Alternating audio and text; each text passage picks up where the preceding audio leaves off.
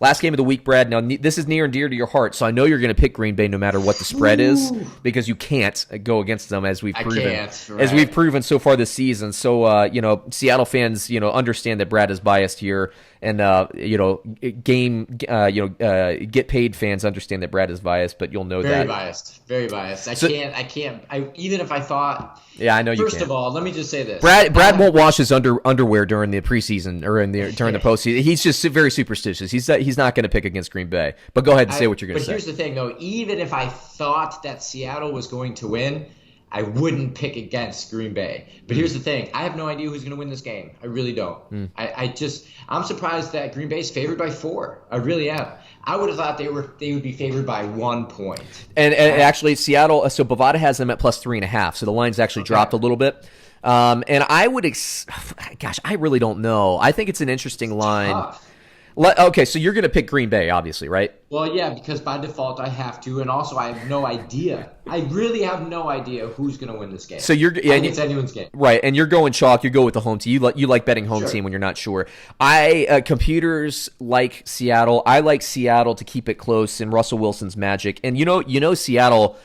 They just have that power over Green Bay. They do. I think, Brad. I think you would rather face San Francisco again this week than Seattle. Correct. Just because Seattle just always has their number in the. But just so in a way that hurts more than any other way could be possible. I know, because it just seeps in back in your head. But this is a different Green Bay Packers team.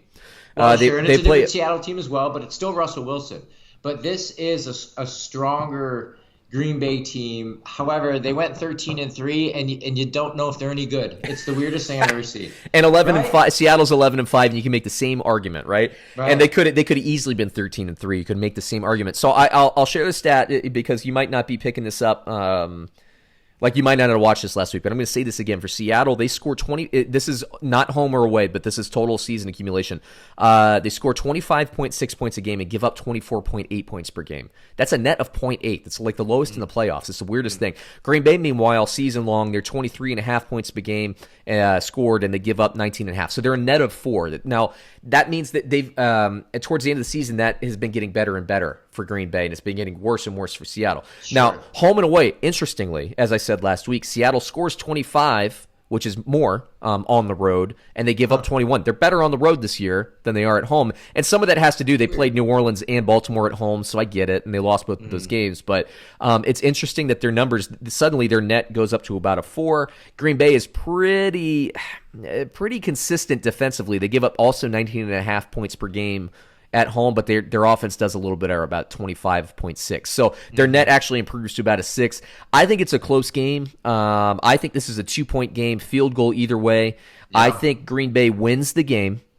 I think Seattle loses this game by 2, so I'm going to take Seattle. I'm going to agree with my computers there. I'm going to take Seattle. So, Brad, it's funny. You went all home. I went all away. No. I took Kansas City. I apologize. No, Rocco bought my computers like Houston, but I took Kansas City -7 according to Bovada, and I'm taking Seattle +3.5. Quickly, before we round out just in the analysis of the game, Brad, let me talk fantasy-wise. I have Russell Wilson at a 19. That's about 2 touchdowns. I think Marshawn Lynch gets in the end zone this week. I have him at about a 15. It's a start-worthy guy. Pay attention to his value in daily fantasy.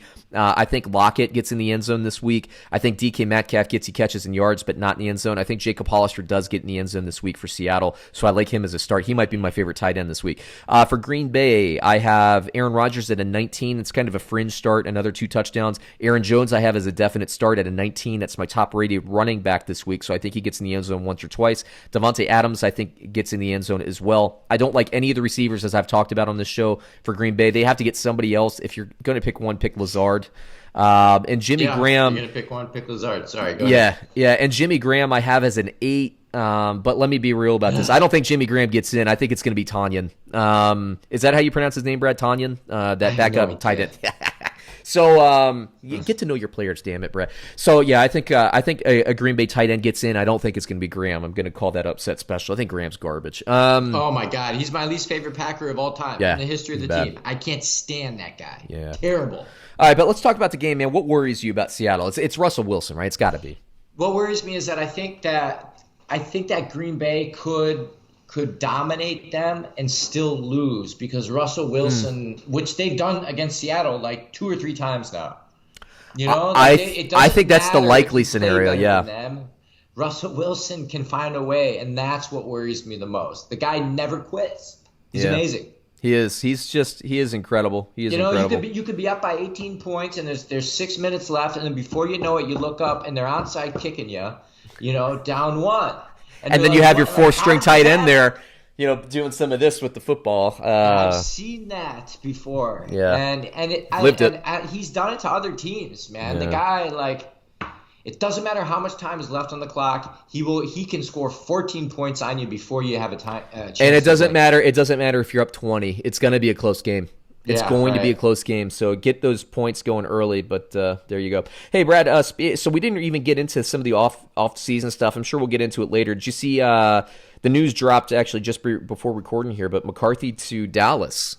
Did you get that? Yeah, wild. Yeah, I got that. Yeah. And, I got to say, I listened to Colin Cowherd's analysis, and he is hating on Mike McCarthy. He's basically calling Mike McCarthy the clone of Jason Garrett. And I watched this. I disagree too. I think that is just a foolish comment. And I listened to that, and I think, man, his hatred of Green Bay is palpable. Right, I don't know. Right. He really hates Green Bay. He really. Okay, if you're going to talk about Aaron Rodgers, to some degree, I think it's garbage, but I feel like, at some point it's kind of like being contrarian and you're creating ratings and all that stuff. And so but if you get to a bit of a, what's his name feel, that older guy there, Skip Bayless feel to it. Mm-hmm. And if you get to the point where you're comparing Mike McCarthy, Super Bowl winner, the guy who turned Brett Favre's career back around for the good, and honed Aaron Rodgers, won the Super Bowl. They went deep runs. They should have gotten to another Super Bowl if it weren't for that onside kick you were talking about, Brad. To compare him to Jason Garrett, come on. Yeah. I mean, how is it a bad hire out of everybody out there who, there's no better candidate for one. Let's start there. I'll say this: Greg Roman, I think, maybe, and using a little bit more of Dak's athleticism, encouraging him to use his legs a little bit more. I think that's a great hire. But I see your point, Brad. Who else do you hire? Mike Shanahan would be the other guy. Sure, but it's not like Mike McCarthy has 0 experience. He has a ton of experience with winning, by the way. Yeah, absolutely. And they want to be a passing team. It's going to be interesting to see. It's going to be interesting to see what happens with Amari Cooper because it sounds like they're going to let him go. It's going to be interesting to see what this offensive system does to Ezekiel Elliott. That's going to be the real one because they just extended him. It's not like they can get it. And he's never been a running back guy. But then again, he's never had a guy like Zeke. I'm very interested to see what happens here in the composite and see what kind of coaching staff he builds. I've heard that he's been having meetings with kind of guys who've been out of work. So he kind of has his staff kind of ready to go there. But it's gonna be really interesting. I guess the other options, there was a lot of talk about Urban Meyer. There's a lot of talk about is it Lincoln Riley, the guy from Oklahoma? Yeah. There's talk about that, but are those guys, banked winners in the NFL? I thought that we'll get into the analysis and all that stuff later because we'll have a lot of off season to talk about that stuff. Mm-hmm. But dude, to compare McCarthy, Colin Cowherd to Garrett? Are you kidding me? Off his rocker. Such a hater on Green Bay. He's a hater of Aaron and anybody that comes in contact with Aaron, unless that person says something terrible about Aaron. It's just unbelievable. He can't stand Aaron. Yeah, and the only reason he has Greg Jennings on, I think, is because he criticizes Aaron Rodgers. Correct. Yeah. Agreed. That's what I was hinting at right there. So, dude, we could talk, forever and ever and stuff. But there you go. I mean, we got all the Bovada stuff again, just to kind of clean this up. Minnesota plus 7.5. I'm on Minnesota. I'm sorry. We're both Brad. You and I are both on San Francisco. I apologize.